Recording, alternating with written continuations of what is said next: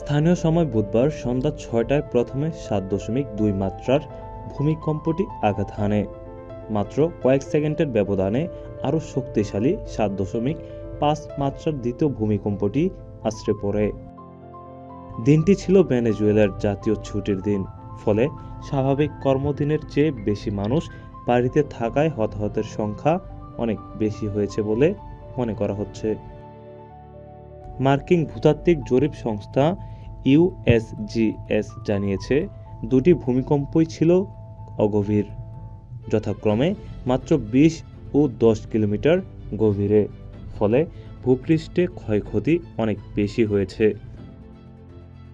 সবচেয়ে বেশি ক্ষতিগ্রস্ত হয়েছে উপকূলীয় শহর লা গুয়াইরা।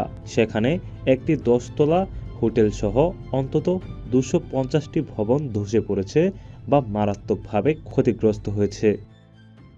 কারাকাসের চাকাও এলাকার মেয়র জানান, শুধু একটি ভবনেই ১১ জন নিহত ও ২৩ জন জীবিত উদ্ধার করা হয়েছে। রাজধানীর প্রধান আন্তর্জাতিক বিমানবন্দর মারাত্মকভাবে ক্ষতিগ্রস্ত হওয়ায় বন্ধ করে দেওয়া হয়েছে। বিদ্যুৎ বিভ্রাট ও ইন্টারনেট সংযোগ বিচ্ছিন্ন হওয়ায় ক্ষয়ক্ষতির প্রকৃত চিত্র পেতে বেগ পেতে হচ্ছে বলে জানিয়েছেন কারাকাস ভিত্তিক সাংবাদিক লুইস হার্নান্দেজ। যুক্তরাষ্ট্র $১৫ কোটি সহায়তার ঘোষণা দিয়ে উদ্ধার দল ও সামরিক জাহাজ পাঠাচ্ছে। পররাষ্ট্রমন্ত্রী মার্কো রুবিও জানান,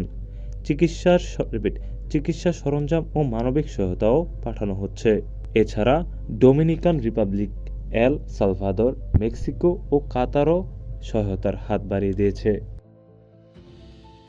ইউএসজিএস সতর্ক করেছে, মৃত্যুর সংখ্যা ১০,০০০ ছাড়িয়ে যাওয়ার ৪২% এবং ১ লাখ ছাড়িয়ে যাওয়ার ৩৩% সম্ভাবনা রয়েছে।